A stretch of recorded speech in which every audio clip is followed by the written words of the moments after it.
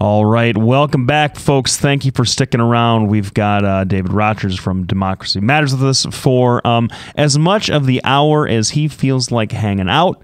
Maddie has locked the doors. She sealed all the exits. So I guess we're here for the long haul. But we're talking about campaign finance reform. We're talking about... Now, when she closed the door and locks the exit, she was outside the studio.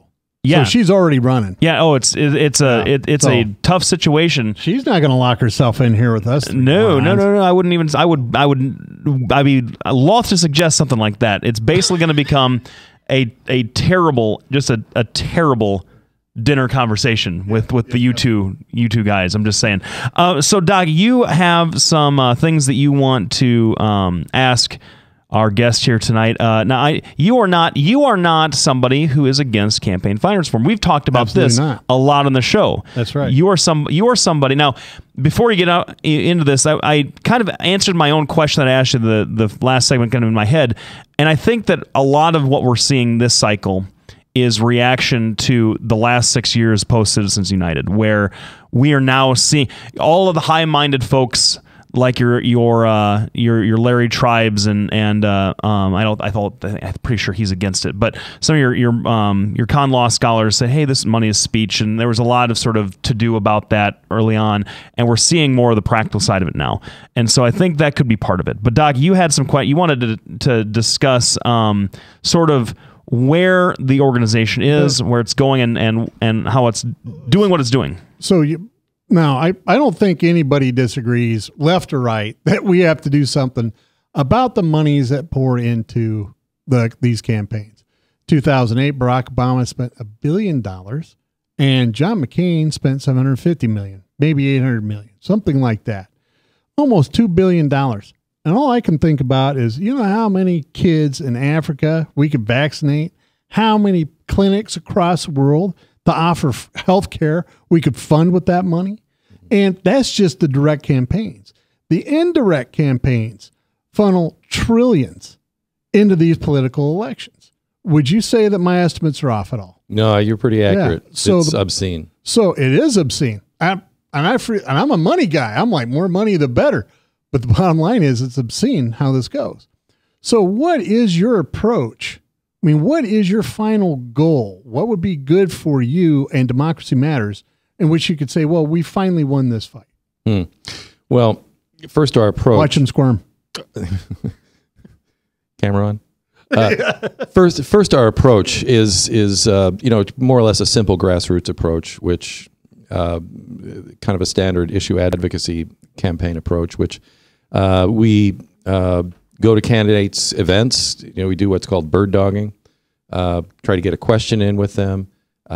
Get them on the record asking about our issue. Typically, our end game, our final result that we would most like to see, which is probably years away, if ever, frankly, is realistically is publicly financed campaigns that are sort of required, if not legally, at least sort of socially required, where if you don't participate, like Obama and Romney both opted out, and both because it would be such a disadvantage to the other one. Exactly. Yep. So and there was no sort of shame in that, after they agreed to do it. That's the thing.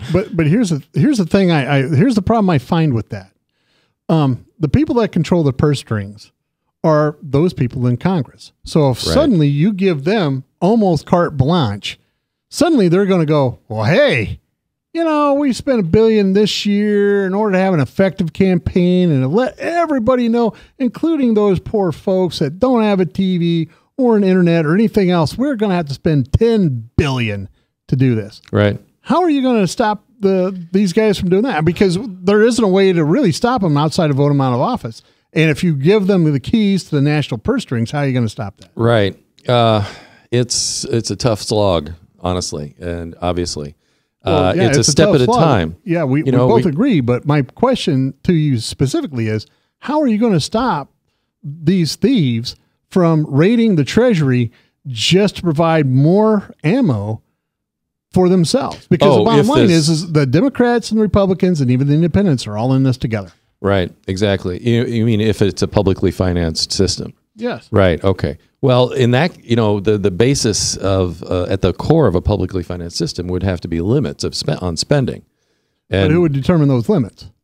well, And then you get back to Congress, and they're the ones that determine that. And Exactly. next You've thing got you the- know, you got yourself just another giant boondoggle. And now it's bad enough that we have insurance companies getting subsidies and oil companies getting subsidies. And now we're going to give politicians subsidies. We're going to give special interest groups subsidies. That's the problem I see with the plan that you have. well, there's been any number of public financing sort of efforts made, and there's 25 states actually in the country have some form of public financing at the state level or at municipal levels or both. Typically, they offer an opt-out, which sort of constitutionally, I guess you have to at this point. They offer the ability. It's usually like matching funds. So if you can raise X amount and prove viability as a candidate, then you can receive $2 for every dollar you raise beyond that from wherever the funds are coming All right. from. So great. So President Obama raises $1 billion online. That's basically, I mean, he was a genius at fundraising. He's great at that. And so now the thing is going to be, he's going to raise $1 billion and then the federal government gets to match him $2 billion. That doesn't seem like anything that's going to be, Right. logical or reasonable. No. How about this? This is an idea I've had for a long time. Why not just limit the amount of money a campaign can spend? Well, that's what he Exactly right. Yeah. He said that. But we can't now. you can't limit the donations, but you can limit the amount of money. You can say, well, for the presidential campaign, you can spend $100 million and that's it. And anything relevant that would support your system is going to go to that $100 million. Why not just limit the amount that the Right. candidate can actually spend? That's really probably the only recourse. Now, as you say, though, you've got the fox that's guarding the hen house. And one thing that we know about Congress is that they are loath to vote against their own self-interest ever. And the first question that every federal elected official asks about any piece of legislation is, what's in it for me? So that would take a tremendous a grassroots eruption, so to speak, that would where the people would just rise up more or less and force the electeds to do their will in that. And even then, there'd have to be compromise because that's the system, And I mean, even McCain-Feingold, which put limits on contribution levels, but not on how much you could spend. The McCain-Feingold sort of redo after the first round and after Watergate in '73. They also that law also established something called leadership PACs, which are very little known things that are just a travesty of Absolutely. of campaign. It's a workaround where basically one politician can contribute to another elected politician, and they're the only ones that can have these, and they can take unlimited amount of contributions in unlimited single amounts. I mean, John Edwards, 8 years ago, or 12 years ago actually, got a $1 million contribution from a Hollywood producer named Steve Bing. And then he came to Iowa and he paid $35,000 to buy the Iowa Democratic Party a brand new computer system so they could enlarge the van, the voter active, their records. Yeah. So, like you say, everybody does it. It's endemic to that, and they think that's how they gain power.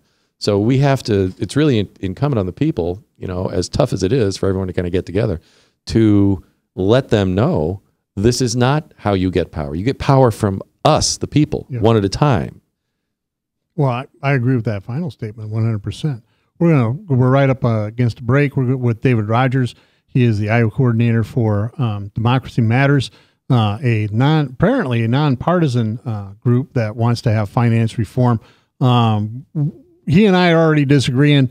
I think I'm going to let Lefty take over this next segment, and he can talk, get a little bit more information going. Please stay tuned. We'll be back right after this break.